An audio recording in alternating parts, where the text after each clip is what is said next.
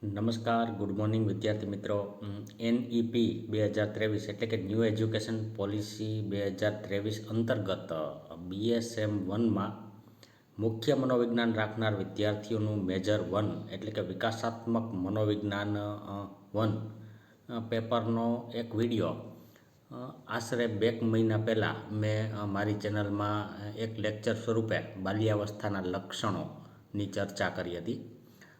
સામાન્ય રીતે મારો અનુભવ એવો છે, લગભગ પાછલા 15 વર્ષથી પહેલાં ધોરણથી માંડી અને કોલેજ સુધીના વિદ્યાર્થીઓને ભણાવવાનો અનુભવ હોય અને ખાસ કરીને BAના વિદ્યાર્થીઓ એટલા બધા ઉત્સાહિત નથી હોતા. એટલે એ એક વિડીયો મેં બનાવી અને એક પ્રકરણ અથવા તો એક પ્રશ્ન સમજાવી અને મૂક્યો હતો. થોડા ઘણા સમય સુધી મને એમ હતું કે અમુક 2, 5, 10 મારી કોલેજના વિદ્યાર્થીઓ જોવે અને કંઈક શીખે તો પૂરતું છે. પણ ગઈકાલે મેં જોયું કે મારે એક નોટિફિકેશન ઓન છે કે જો કોઈ કોમેન્ટ કરે તો મારે નોટિફિકેશન આવે. એટલે નોટિફિકેશન જોયું અને ખ્યાલ આવ્યો કે એક સાથે 3-4 કોમેન્ટ થઈ છે અને વિદ્યાર્થીઓ પણ મારી કોલેજના નથી. એનો મતલબ બહારથી પણ અમુક વિદ્યાર્થીઓ ભણે છે, શીખે છે અને કોમેન્ટ આવી એટલે એનો મતલબ એક જાતનું મને ફીડબેક મળ્યું કે ભાઈ હું આગળ પણ એ રિક્વેસ્ટ કરી હતી વિદ્યાર્થીઓએ કે ભાઈ સર આગળ પણ બીજા પ્રશ્નો શીખવો. એટલે એક મારા માટે એક ચાલક બળ, મારા માટે પ્રેરણા મળી અને આજે એના પછીનો નવો પ્રકરણ 4નો નવો પ્રશ્ન આજે આપણે શીખીએ છીએ. તો આ રીતે આપ મને કોમેન્ટ દ્વારા જણાવતા રહ્યો તો શું મને ખ્યાલ આવે, કારણ કે એક તો આ ઓનલાઈન એજ્યુકેશન એકલા રૂમમાં બેઠા બેઠા બોલતા હોઈએ એવું ફીલ થાય છે અને જ્યારે કોઈની આવી વાર્મ કોમેન્ટ જોઉં છું તો એ ગમે છે અને લાગે છે કે ના, કોઈ ભણે છે તો કોઈ ભણતું હોય તો મહેનત કરવાની સામે પક્ષે મને પણ મજા આવે. હવે મૂળ મુદ્દા ઉપર આવી જાઉં. પ્રકરણ 4 બાલ્યાવસ્થાની સમસ્યાઓ. આજે આપણે જે વિકાસાત્મક મનોવિજ્ઞાનનું પ્રકરણ 4માં બાલ્યાવસ્થાની સમસ્યાઓ વિશે એક વાત કરવાની છે. પણ એની પહેલાં આપ સ્ક્રીન પર જોઈ રહ્યા છો, બતાવી દઉં કે હું કઈ બુક દ્વારા ભણાવું છું. આમ તો ડેવલપમેન્ટલ સાયકોલોજીની ઘણી બધી બુક ઉપલબ્ધ છે, પણ બધાનો અભ્યાસ કરતાં મને પર્સનલી જો કોઈ ગમી હોય તો એ છે અક્ષર પબ્લિકેશનની હાલમાં જ પ્રકાશિત થયેલી આ બુક. આપ સ્ક્રીન ઉપર જોઈ શકતા હશો. તો આ બુકમાં લગભગ બધો અભ્યાસક્રમ કવર થઈ જાય છે અને સરળ ભાષામાં 4 પ્રોફેસર લેખકો છે, ખૂબ જ અનુભવી છે અને એના અનુભવના નિચોડ દ્વારા જે તૈયાર કરેલી બુક છે એ મને વિશેષ ગમી છે. તો હવે આપણે આપણા પ્રકરણમાં જોઈ લઈએ. અને એક સાથે સાથે એક વાત બીજી પણ મને મગજમાં આવે છે કે આપના કોમેન્ટ અને આપના પ્રતિભાવો દ્વારા આગળ નવા પ્રકરણમાં કામ કરવાની મને ઈચ્છા તો થઈ આવી, પણ હવે સમય એવો છે કે પરીક્ષા તમારી બધાની આવી ગઈ છે. તો સેમ 1માં તો આપણે બહુ એટલા બધા વિડીયો નહીં બનાવી શકીએ. કદાચ આ 2 મહિના પહેલાં અપલોડ કર્યો ત્યારે થોડો ઘણા પ્રતિભાવ હોત તો 2 મહિનામાં તો આખો કોર્સ આપણે પૂરો કરી દીધો હોત. પણ એની કોઈ વાંધો નહીં. આવતા સેમ 2માં આ જ રીતે આપણે ભણતા રહીએ, આ જ રીતે આપણે કોર્સ પતાવીએ અને કંઈક તમે શીખો એ મારા માટે અગત્યનું છે અને હું પ્રયત્ન કરતો રહીશ. જેટલું થાય એટલું અત્યારે તમારી પરીક્ષા આવે એની પહેલાં હું કવર કરવા પ્રયત્ન કરું છું. તો પ્રકરણ 4 બાલ્યાવસ્થાની સમસ્યાઓની આપણે વાત કરીએ કે કેટલીક એવી હવે જુઓ, સમસ્યાઓ 2 પ્રકારની છે. એક જે બાળક પોતે અનુભવે છે અને બીજી કે જે વાલી અનુભવે છે. આ 2 પ્રકાર પાડી શકીએ. અને ઘણીવાર જુઓ, બાળકની વાલીને સમસ્યા લાગતી હોય પણ બાળક માટે સમસ્યા હોય જ નહીં.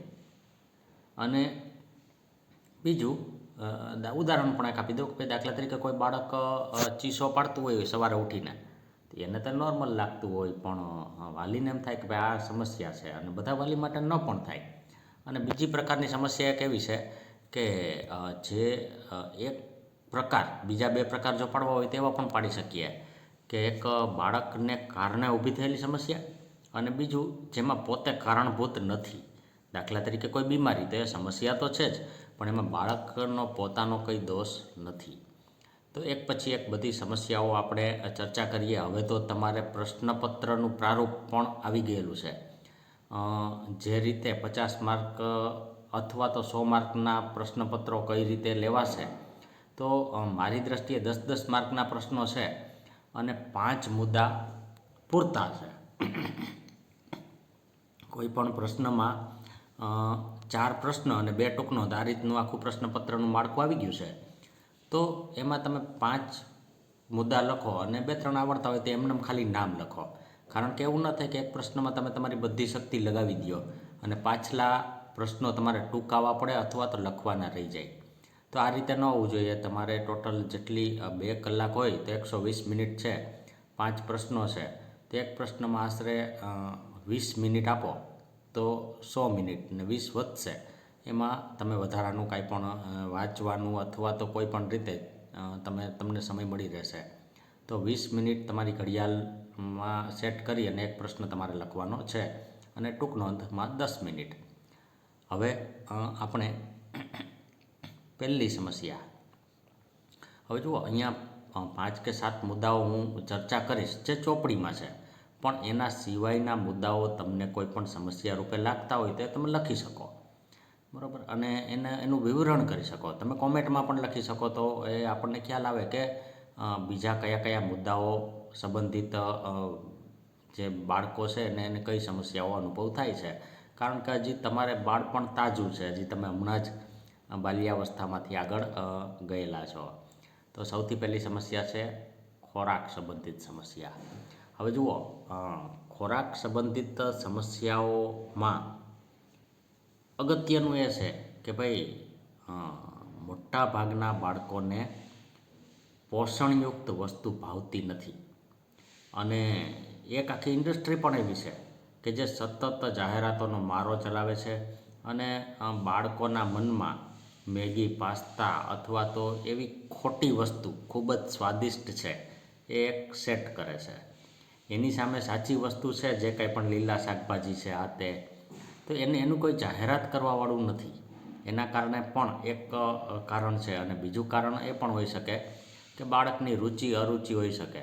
હવે જુઓ, લીલા શાકભાજી એને એક અગત્યનું બાળકને સમજાવવા માટેનું એક અગત્યની બાબત એ પણ છે કે ક્યારેય આપણે સ્વાદ માટે ખાવું નહીં, અથવા તો આપણે સ્વાદ માટે ન જમવું જોઈએ, આપણા પોષણ માટે જમવું જોઈએ. આપણે બધા જમીએ છીએ એનું એક જ કારણ છે કે આપણું શરીર સ્વસ્થ રહે, હાલતું ચાલતું રહે. જેવી રીતે કોઈ બાઇકમાં કે કારમાં પેટ્રોલ પુરાવીએ છીએ ત્યારે ચાલી શકે છે, એવી જ રીતે આપણા શરીરનું પેટ્રોલ એટલે ખોરાક છે. તો અમુક શાક ભાવે છે, અમુક શાક નથી ભાવતા. મોટા ભાગના બાળકોને એક બટેટાનું શાક જ ભાવે છે, કોઈ પણ લીલોતરી શાક નથી ભાવતા. તમારામાંથી પણ કોઈ એવું હોય તો એને અત્યારે મગજમાં આવતું હશે કે ભાઈ ના, હું પણ આવું કરું છું, તો તાત્કાલિક સુધરી જાજો ભાઈ, આ તો બાળપણની સમસ્યાઓ છે, હવે તમે તો તરુણ બની ગયા છો. તો આ રીતે એક એ બાબત. અને સૌથી અઘરી બાબત જો કોઈ હોય તો એ છે આજે ઘણા બધા મા બાપ જુદા જુદા પ્રકારના પૌષ્ટિક નાસ્તા બનાવવાની આળસને કારણે બાળક જ્યારે સ્કૂલે જાય છે તો એને 5 કે 10 રૂપિયા આપી દે છે અને એમાં જે ફ્રાઈમ્સ ખાય છે, તો એ તો મોટી સમસ્યા છે. કારણ કે ફ્રાઈમ્સમાં તો માત્ર જીભનો સ્વાદ જ છે.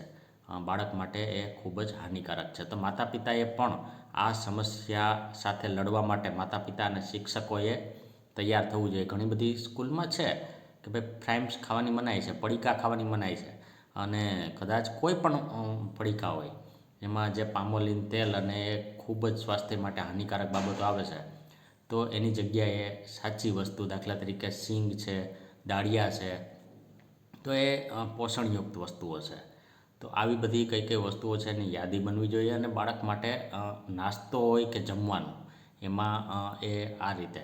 અને એક બાબત એ પણ આજે જોવા મળે છે કે કોઈ પણ બાળક જમવા સમયે મોબાઈલ લઈને બેસે છે. હવે મોબાઈલની આમ તો પોતાની સમસ્યાઓ છે, પણ ક્યારેક એવું લાગે છે કે સારી બાબત એ છે કે જ્યારે બાળક મોબાઈલ લઈને બેઠું હોય ત્યારે એને ખબર નથી હોતી કે શું ખાય છે. અને મા બાપ એને પોષણયુક્ત વસ્તુઓ પણ ખવડાવી દે છે, તો એનું ધ્યાન મોબાઈલમાં હોય છે. અને એ સારું છે કે એ બાને ખાતા શીખી જાય. તો આપણી દેશી ભાષામાં પણ કહેવત છે, ઘણીવાર જુઓ કહે છે કે ભાઈ એની માએ એને ખાતા જ નથી શીખવાડ્યું લાગતું.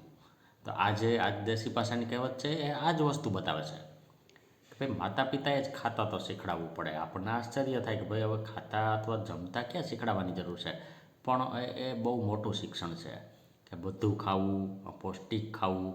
અને કેટલું અત્યારે આજે અમુક બાળકો એવા પણ છે કે જે ખૂબ ઓછું ખાય છે, બરાબર. અને એક આ બધી ચર્ચાઓ, બધી સમસ્યાની વાત કરીને એક સમસ્યા એ પણ છે કે મા બાપની અપેક્ષા મુજબ. હવે જો અપેક્ષા મુજબ ક્યારેય નથી ખાવાનું. ઘણા મા બાપ બાળક વ્યવસ્થિત ખાઈ લેતું હોય, 2 રોટલી, લીલું જે કાંઈ પણ શાકભાજી હોય તે, એકાદ છાશ કે થોડું ઘણું 1 વાટકો દૂધ, આટલું ખાતું હોય પૂરતું પોષણ મળી રહેતું હોય. પણ હવે મા બાપને એમ થાય કે 4 રોટલી ખાવું જોઈએ, અને બધે એક જ વાત કરે કે અમારે ખાતો નથી અથવા ખાતી નથી. દીકરી હોય તો કે આ કાંઈ ખાતી નથી. અને એ સતત જ્યારે મા બાપ બોલે રાખે ત્યારે ક્યાંક ને ક્યાંક બાળક સાંભળે છે અને પછી એ અનુકરણમાં ઉતારે છે કે ઠીક મારે નથી ખાવાનું, અને ખાતા બંધ થઈ જાય છે. એટલે આ ઘણી બધી આવી બાબતો છે. ચર્ચાઓ તો ઘણી થઈ શકે, તમે લખીએ ઘણું બધું શકો ખોરાક સંબંધિત સમસ્યાઓમાં, પણ અગત્યની આ પહેલી સમસ્યા છે. બીજી સમસ્યા જોઈ લઈએ. લાગણી અથવા તો આવેગ. હવે જુઓ, ખોરાક જેવી રીતે ખોરાક છે એ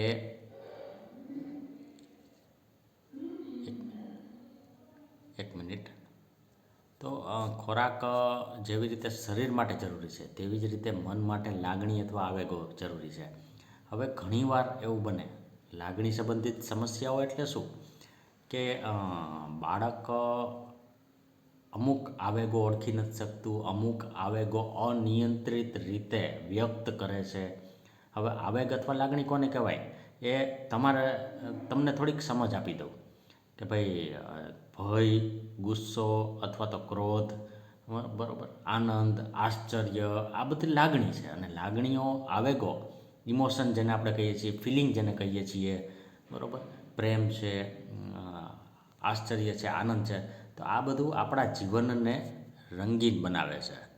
અને ક્યાંક ને ક્યાંક આપણા જીવનને જો રસપ્રદ બનાવવાવાળું કોઈ હોય તો એ છે આવેગો અથવા લાગણીઓ. હવે એને લગતી સમસ્યાઓ કઈ કઈ છે, તો એક તો જુઓ, પોતાના આવેગો ઓળખવા, બીજાના આવેગો સમજવા, અને ક્યારેક ક્યારેક આપણા આવેગો અથવા લાગણીઓને વ્યક્ત કરવા કે દબાવવા. આ 3 બાબતો સમજવા જેવી છે. એક મિનિટ, હા, તો અત્યારે હાલ એક નવો કોન્સેપ્ટ છે, EQ, બરાબર, ઇમોશન ક્વોશન્ટ. પહેલાંના જમાનામાં સફળ વ્યક્તિ કોને કહેવાતા કે જે IQ, બરાબર, જેનો IQ સારો છે એ સફળ કહેવાતા. પણ અત્યારે જે EQ સારો છે એ સફળ કહેવાય છે. EQ એટલે ઇમોશન ક્વોશન્ટ, IQ એટલે ઇન્ટેલિજન્સી અથવા તો બુદ્ધિ. તો કદાચ બુદ્ધિમાં એવરેજ હોય તો કાંઈ વાંધો નહીં, પણ પોતાના આવેગોને સમજવા, પોતાની લાગણીઓને સમજવી અને પોતાના આવેગો વ્યક્ત કરવા, પોતાના આવેગોને દબાવવા, આ બધી સમજણ આપણામાં હોવી જોઈએ. હવે જુઓ, ઘણા બધા બાળકો અનિયંત્રિત હોય છે. સ્કૂલમાં પણ જરાક ગુસ્સો આવે તો શિક્ષકની સામે જોરથી ત્રાડ નાખે, અથવા તો માતા પિતા અથવા કોઈ બહારથી સગા સંબંધી મહેમાન આવ્યા હોય અને બાળક ચીસ નાખીને કહે કે વયા જાઓ, તો આ લાગણી સંબંધિત સમસ્યાઓ છે. કારણ કે એને ભલે ન ગમે, પણ એ આપણી લાગણી, આવેગ રોકવા જોઈએ. એ પણ શીખવાની બાબત છે. તો આ રીતે આપણો ગુસ્સો, આપણો ભય, આપણો આનંદ, બરાબર, એ બધાને ક્યારે વ્યક્ત કરવા અને ક્યારે રોકવા, આ સમજણ હોવી જોઈએ. બીજી વસ્તુ, સામેવાળો શું આવેગ અનુભવે છે એ પણ આપણે સમજણ હોવી જોઈએ. તમે બધાને એ આવડત હશે. દાખલા તરીકે તમારે કોઈ પ્રવાસમાં જવું કે કોઈ પણ તમારી માંગ હોય તો તમારા મમ્મી પપ્પા પાસે ત્યારે જ મૂકશો કે જ્યારે એ સારા મૂડમાં હોય, સારા આવેગો અનુભવતા હોય. ગુસ્સામાં હોય અથવા દુઃખી હોય ત્યારે તમે કોઈ પણ તમારી માંગ નહીં મૂકો, કારણ કે તમે જાણો છો કે, અને સામેવાળાને ક્યારે નથી ગમતું એ પણ તમે ઓળખી જાઓ છો. તો આ રીતે આવેગ સંબંધિત સમસ્યામાં ક્યાંક ને ક્યાંક અમુક બાળકોને સમજણ નથી પડતી અને એ સમસ્યાઓ અનુભવે છે. ત્રીજું, ભૂમિકા ભજવણી. હવે ભૂમિકા એટલે શું? ભૂમિકા ભજવણી એટલે શું? એક મિનિટ. ભૂમિકા એટલે તમારે કરવાનું કામ. સામાન્ય રીતે જુઓ, બે પ્રકારની ભૂમિકા હોય છે. એક મેલ અથવા પુરુષ, એક ફિમેલ એટલે કે સ્ત્રી. બરાબર? આપણા સમાજમાં મેલ અથવા તો પુરુષે કઈ ક્યાં કામ કરવાના છે? તો બહાર જવું, પૈસા કમાવવા, ઘર ચલાવવા માટે જે કાંઈ આજીવિકા રળવી, અથવા તો બહારના જે કાંઈ નિર્ણયો છે, કોઈ વસ્તુ લેવા દેવાની છે, તો આ બધું મેલ કરે છે. ફિમેલ તો એ બાળ ઉછેર છે, ઘરના જે કાંઈ કામ છે, અથવા તો આ પરંપરાગત ભૂમિકા છે. બરાબર? કે આટલી ભૂમિકા આપણે અત્યાર સુધી વિચારતા કે આટલું કામ છોકરીઓનું, આટલું કામ છોકરાઓનું. હવે આધુનિક જમાનામાં એવું બન્યું છે કે અમુક કામ છોકરીઓ કરતી થઈ છે, અમુક કામ છોકરાઓ પણ ઘરકામ કરતા થયા છે. અને આ બધાની વચ્ચે જો આપણો સમાજ અત્યારે આધુનિક પણ નથી બન્યો અને પરંપરાગત પણ નથી રહ્યો, તો ત્યારે બાળક એક પ્રશ્નાચિહ્ન અનુભવે કે ભાઈ મારે શું કરવાનું? બરાબર? ઘણીવાર ઘરમાં કંઈક વાતાવરણ જુદું હોય, બહાર ક્યાંક વાતાવરણ જુદું હોય, તો આ બધાની વચ્ચે એ ક્યારેક અટવાય છે. અને આ અટવાય એટલે એને કહી શકીએ આપણે ભૂમિકા ભજવણીની સમસ્યા. અને બીજી વાત કે જુઓ, માણસની ભૂમિકા જ્યાં અહીંયા જુદી હોય. તમે ઘરે કંઈક જુદું હોય, વિદ્યાર્થી તરીકે કંઈક જુદી રીતના હોય, તમારા મિત્રો પાસે કંઈક જુદા હોય. તો જુઓ, મિત્રો સાથે જે રીતે તમે હોય એ રીતે તમારા શિક્ષકો પાસે તમે ન હોય. તો આ રીતે તમારી ભૂમિકા બધી જગ્યાએ બદલે છે અને એ મુજબ તમે વર્તન કરો છો. હવે અમુક બાળકોની આ સમસ્યા છે કે એ લોકો યોગ્ય ભૂમિકામાં ગોઠવાઈ શકતા નથી અને એના કારણે એ સમજી નથી શકતા કે મારે કયું કામ કરવું અથવા કેવી રીતે વર્તન કરવું. ચોથું, જુઓ, જે કાંઈ ચિત્ર તમે જોઈ રહ્યા છો, બરાબર ને, ક્યુટ લાગે છે, પણ ઘણા બાળકોને આવી આદત હોય છે કે રસ્તામાં હાલતા કોકનો ડોરબેલ વગાડીને ભાગી જાય, અથવા તો કોઈની જે કાંઈ પણ પજવણી કરે, તો એને આપણે કહી શકીએ સમાજ વિરોધી વર્તન. એસટી બસમાં બેઠા હોય તો બેઠા સીટ ખોતરે રાખે ને અંદરથી રૂ કાઢી નાખે, અથવા તો કોઈ સારી જોવાલાયક સ્થળે જાય અને બોલપેન કે ખીલીથી પોતાના નામ લખી નાખે. ટૂંકમાં સમાજને ક્યાંક ને ક્યાંક નડતરરૂપ થાય. અમુક બાળકો માટે આ સમસ્યા હોય છે, સમાજ વિરોધી વર્તન. હજુ એના કારણો ઘણા બધા છે, પણ આપણે એ બધા કારણોની ચર્ચા અહીંયા જરૂર નથી.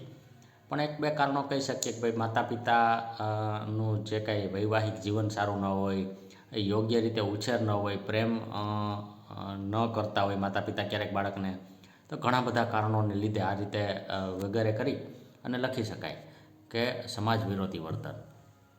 સ્કૂલે મોડું આવવું, બરાબર, બંક મારીને ચાલી જવું, લેસન ન કરવું, જે કાંઈ પણ ટૂંકમાં સમાજે ઘડેલા નિયમો ન પાડે, તો એ બધું સમાજ વિરોધી વર્તનમાં સમાવેશ કરી શકીએ. અને જુઓ, બે વસ્તુ જુદી છે. તોફાન જુદા છે અને સમાજ વિરોધી વર્તન જુદું છે. કારણ કે તોફાનમાં ક્યાંય કોઈને નુકસાન નથી હોતી. હા, અને તોફાન તો હોય પણ જોઈએ. બાળપણમાં તોફાન ન હોય તો ક્યારે હોય? અને એમાં ક્યારેય એવો ભાવ નથી હોતો કે કોઈને નુકસાન કરવું અથવા તો કોઈનું કાંઈ તોડી ફોડી નાખવું, એવો ભાવ નથી હોતો. બસ પોતાની મસ્તીમાં, આનંદમાં હોય છે બાળકો. બરાબર? અહીંયા વધુમાં વધુ મેં આટલું જ ચિત્ર એટલે જ મૂક્યું છે કે ઘણીવાર જો બાઇક ઉપર પાછળ મમ્મી પપ્પાની વચમાં બાળક બેઠો હોય, ક્યાંક ટ્રાફિક સિગ્નલ આવે અને ઊભા રહીએ અને અચાનક ધ્યાન પડે આજુબાજુમાં ને બાળક વચમાં બેઠો આપણને આ રીતે જીભડો કાઢે, તો આ તોફાન છે અને એ ગમે છે આપણને. પણ એ જ બાળકના વિચારો કે ભાઈ ખિસ્સામાં એક પથ્થર હોય અને એ જોશથી જો તમારી તરફ ફેંકે, તમને વાગે, તો એ સમાજ વિરોધી વર્તન છે. તો આ રીતે આવા વાસ્તવિક ઉદાહરણો પણ તમે લખી શકો તમારી પેપરમાં. તો સમાજ વિરોધી વર્તન આ એક સમસ્યા છે બાળકોની. આગળ જોઈએ તો રમવામાં સમયનો બગાડ. હવે જુઓ, ઘણા બાળકો એવા છે કે જે પોતાનું કામ અથવા તો અભ્યાસ અને બીજી બધી બાબતો છોડી અને માત્ર રમવું રમવું ને રમવું. આમ તો બાળકોનો બે જ બિઝનેસ છે, એક રમવું અને બીજું તોફાન કરવા. અને ખોટું નથી, આજે ભલે આપણે ચોપડીમાં લખેલ મુદ્દા મુજબ આ પોઈન્ટ ભણીએ, પણ સમસ્યા આ નથી. સમસ્યા તો ઊંધી થઈ ગઈ છે કે બાળકને રમવા ન દેવામાં આવે. અને આ સમસ્યા તો વાલીઓની સમસ્યા છે. ક્યાંક ને ક્યાંક વાલી, માતા પિતા બાળકને એટલું દોડાવે છે, નિશાળે જાય, ટ્યુશનમાં જાય, કોઈ હોબી ક્લાસમાં જાય, ડાન્સ ક્લાસમાં જાય ને બિચારું નમાલું થઈ ગયું છે. તો એને રમવાનો સમય તો દેવો જ જોઈએ 100%. પણ આ સમસ્યા એવી છે કે અમુક બાળકો કાંઈ પણ કર્યા વગર માત્ર રમે રાખે છે. તો હવે તો એવા બાળકો બહુ ઘટી ગયા છે. ભલે લખવા માટે આપણે આ પોઈન્ટ લખશું, પણ તમને એવું લાગે છે કે કેમ? બોલો, તમે તમારા કોન્ટેક્ટમાં પણ ઘણા બાળકો હશે. શું ખરેખર જરૂર છે એટલો પણ રમવાનો ટાઈમ આપે છે મા બાપ? તમે તમારા વિચાર કહી શકો મને. તો આ રીતે રમવામાં સમયનો બગાડ એ પણ એક પોઈન્ટ છે. બહુ વધારે એની વાત નહીં કરીએ, પણ આ રીતે તમે લખી શકો કે એના મુખ્ય ભણતર અને બીજી બધી બાબતો છોડી અને બાળક રમતમાં આખો દિવસ, ઘણીવાર તો નાય પણ નહીં, બરાબર, દૈનિક ક્રિયાઓ ભૂલી જાય, નાય નહીં, ચોખ્ખા ન થાય અને માત્ર રમવા નીકળી જાય, બરાબર, તો એ એક સમસ્યા ગણી શકાય. બાકી જો મા બાપને લાગતી હોય એ બધી સમસ્યા હોતી નથી. ત્યાર પછી છઠ્ઠું, અકસ્માત સંબંધિત સમસ્યાઓ. હવે અકસ્માત એક શબ્દ છે, એક મિનિટ, એક શબ્દ છે કે એક્સિડન્ટ પ્રોન પર્સનાલિટી, બરાબર, એપીપી. આ રીતનું મનોવિજ્ઞાનમાં અમુક અભ્યાસો થયેલા છે અને એ અભ્યાસોમાં આ રીતની પર્સનાલિટી વિશે એક વાત થઈ છે. ઘણા બાળકો કેવા હોય, જુઓ, આ હાલતા હાલતા ગમે ત્યાં ઠેસ આવે, ભટકાઈ જાય, પડે, અથવા તો કોઈ વસ્તુ હોય એ તૂટી જાય, એનાથી હાથમાંથી પડી જાય, આ બધું અકસ્માત કહી શકાય. હવે અકસ્માતમાં બે સમસ્યાઓ છે, વસ્તુ તૂટવાની સમસ્યાઓ અને બીજી બાળકને વાગવાની સમસ્યાઓ, બરાબર. બે રીતના હોય છે. ઘણીવાર આપણે અમુક ફિલ્મોમાં જોક્સ રૂપે પણ જોઈએ છીએ કે ભાઈ બાળક ના હાથમાંથી કાંઈક પડી જાય તો મા બાપ કે કાંઈ થયું તો નથી ને, તો બાળક બોલે કે ના ભાઈ મને નથી વાગ્યું. એમ નહીં કે આજે તારા હાથમાં ટ્રે હતી અથવા તો તારા હાથમાં જે કાંઈ હતું એ નથી, એને કાંઈ નથી થયું ને. એટલે વસ્તુ તૂટવાનો અને બીજું બાળકને વાગવાનો, આ બે તકલીફ છે. આ બધું જુઓ, સામાન્ય તમે લખી શકો, બરાબર. અને મેં કીધું એમ 5 મુદ્દા તો પૂરતા છે ને. એક વખત સાંભળો ત્યાં જ તમને આ પ્રશ્ન મોઢે રહી જ જાય, કારણ કે વાસ્તવિકતા સાથે સંબંધિત છે. તો આ રીતે અકસ્માત સંબંધિત સમસ્યાઓ પણ છે. ઘણા બાળકો એક્સિડન્ટ પ્રોન પર્સનાલિટી ધરાવતા હોય છે અને એને વધારે ધ્યાન આપે. કારણ કે જુઓ, એક્સિડન્ટ પ્રોન પર્સનાલિટીનું પણ કારણ કહી દઉં, ફરી પાછું લખું છું, એક્સિડન્ટ પ્રોન પર્સનાલિટી, અકસ્માત પ્રવણ વ્યક્તિત્વ. હવે એનું કારણ પણ કહી દઉં,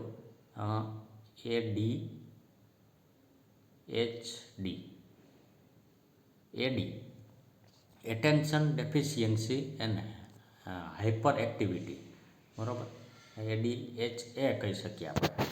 તો ADHA એટલે એટેન્શન ડેફિશિયન્સી, ધ્યાન ન્યૂનતા, ધ્યાન નથી આપી શકતા ક્યાંય પણ, અથવા એનું ધ્યાન થોડીક જ બાબતોમાં ટકે છે. તમે ધ્યાનનું પ્રકરણ પણ ના હશો, આમ તો ધ્યાન ચંચળ હોય, પણ છતાંય આ બાળકોનું ધ્યાન વધારે ચંચળ હોય. અને હાઇપર એક્ટિવિટી, બહુ કામ કરતા હોય, આમથી આમ દોડાદોડ ને ધ્યાન ન હોય, એટલે સીધી વાત છે કે શું થાય? અકસ્માત. તો આ રીતે આ બાબત પણ એક સમસ્યા છે બાળકો માટે. સાતમી સમસ્યા જે છે, આપણે હમણાં શરૂઆતમાં જ મેં કીધું હતું કે અમુક સમસ્યાનું કારણ બાળક નથી, અને એ આ સાતમી, બીમારી કે રોગ. હવે જો કોઈ પણ બાળકને કોઈ વારસાગત રોગ હોય, કોઈ વાતાવરણગત રોગ હોય, શરદી, ઉધરસ, તાવ વારંવાર રહેતા હોય, તો આ એક સમસ્યા તો છે. માતા પિતા માટે પણ સમસ્યા છે ને. આમ તો બાળક માંદું પડે એટલે માતા પિતા પણ જાણે માંદા પડી જાય છે. અને ગ્રંથિઓમાં ખલેલ. જો આજે આ સમસ્યા બહુ મોટા પાયે પીડાય છે. બાળકો. આ સમસ્યા ખૂબ અનુભવાય છે કે નાનપણમાં જ પ્રાઇમરી લેવલથી જ બાળકોની ગ્રંથિઓ અયોગ્ય રીતે જે કાંઈ મેનેજ થાય છે, તો એના કારણે ઘણા નાના બાળકોમાં ડાયાબિટીસ જોવા મળે છે, વધુ પડતો વિકાસ, સાવ ઓછો વિકાસ, આવી અનેક તકલીફોનો અનુભવ થાય છે. પણ આ બધી વસ્તુઓ એવી છે કે જેમાં એક વસ્તુ કરી શકીએ આપણે, પોષણયુક્ત આહાર લઈ શકીએ, યોગ્ય દિનચર્યા, યોગ્ય સમયે સૂવું ઉઠવું, આ આપણા હાથમાં છે. બાકી બીમારીઓને સાજા કરવા માટે તો આપણે દવા, પછી જે કોઈ પણ તમે જેમાં યોગ્ય લાગે, એલોપેથી, આયુર્વેદિક, હોમિયોપેથી, તો દવાઓ લઈ શકાય. અને સ્વસ્થ બાળક એ સ્વસ્થ દેશની નિશાની છે. અને એના માટે માતાએ પણ ગર્ભમાં બાળક હોય ત્યારથી જ પોષણયુક્ત આહાર સારામાં સારો લેવો જોઈએ. તો જ બાળક સ્વસ્થ જન્મે અને ઓછામાં ઓછું એને દવાખાને લઈ જવું પડે. અને આમ પણ જુઓ, કોઈ પણ બાળક બીમાર હોય એ આપણને ગમતું નથી. આગળ છેલ્લી સમસ્યાઓમાં એક વાણી સંબંધિત સમસ્યા. હવે વાણી સંબંધિત સમસ્યાઓમાં જુઓ, તોતડું બોલવું, અમુક ઉચ્ચાર યોગ્ય ન કરવા, અનેક જાતની વાણી સંબંધિત સમસ્યાઓ બાળકો અનુભવે છે. પણ આ સમસ્યાઓ કેવી છે કે ક્યારેક બાળકની જીભમાં કે કોઈ રીતે ખામી હોય સ્વરપેટીમાં, અને એના કારણે પણ હોઈ શકે ને. ક્યારેક માનસિક કોઈ સંઘર્ષથી પીડાતું હોય, ચિંતામાં હોય, ટેન્શનમાં હોય, અને આમ એને બોલતા આવડી ગયું હોય, વ્યવસ્થિત બોલી શકતું હોય, પણ તોતડું બોલવા માંડે, કારણ કે પીછેહટ કરે, હતાશાને કારણે બાળક પીછેહટ કરે. તો એના કારણે પણ એ ક્યારેક તોતડું બોલે. તો આ બધી વાણી સંબંધિત સમસ્યાઓ કહી શકાય કે બોલવામાં જે તકલીફ અનુભવે છે. છેલ્લું મનોરંજન. જુઓ, 9 મુદ્દાઓ છે, પણ 9 મુદ્દાઓ તમારે લખવાના નથી. તમે 5 લખો ને 4 એમનેમ લખી નાખો, બધા યાદ રહેતા હોય તો. અને કોઈ પણ 5 યાદ રહેતા હોય તો કોઈ પણ તમને જે મજા આવે 5 લખો અને વ્યવસ્થિત સમજાવી દો એટલે પૂરતું છે. પ્રસ્તાવના, ઉપસંહાર અને 5 મુદ્દા. મનોરંજનમાં સમય પસાર કરવા સંબંધિત સમસ્યા. મનોરંજન તો એક જ છે, કયો છે? મોબાઈલ. આજે દરેક બાળક ક્યાંક ને ક્યાંક મોબાઈલમાં એટલું વ્યસ્ત બન્યું છે, નાના નાના શોર્ટ્સ ને રીલ્સ જોવે છે. અને મા બાપને પણ થાય છે કે શાંતિથી બેઠું રહીએ. ગમે ત્યાં લગ્નમાં જઈએ, અમે નાના હતા લગ્નમાં જતા, દોડ કરી મૂકતા, અને ઘણા બાળકો, આખી ટોળી થઈ જતી બધા લગ્નમાં, બધા બાળકો ભેગા થઈને.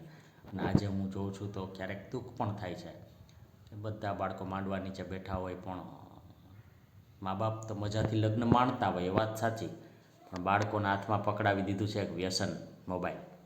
અને એમાં એ સાવ સ્થિર કલાકોના કલાકો, ત્રણ કલાક, બે કલાક, દોઢ કલાક બાળક મોબાઈલ પકડીને બેઠું રહે. અને મા બાપને તો મજા આવી જાય છે, પણ એ મજા બહુ કપરી સજા આવશે એ મુજબની છે. તો મનોરંજનમાં સમય પસાર કરવા સંબંધિત સમસ્યાઓ છે. બાળક ટીવી જોઈએ રાખતું હોય. અમારા સમયમાં પણ હતું. અમારા સમયમાં ખૂબ ટીવી જોતા બાળકો, કારણ કે ત્યારે એ હતું. અત્યારે આખો દિવસ મોબાઈલ જોવે છે. તો એ પણ એક સમસ્યા છે. બને ત્યાં સુધી અમુક સ્ક્રીન ટાઈમ જેને કહે છે એ માપસર હોવો જોઈએ. અમુક સમય સુધી જ ટીવી અથવા મોબાઈલ જોવે બાળક, અને એમાંથી શીખવાનું ભલે શીખે, પણ એની જિંદગી જે નથી એવું ન લાગવું જોઈએ. તો અહીંયા આપણે 9 સમસ્યાઓની વાત કરી. આ જ રીતે નવું મનોવિજ્ઞાન શીખતા રહેશું. અત્યારે બસ આટલું જ. આભાર. અસ્તુ.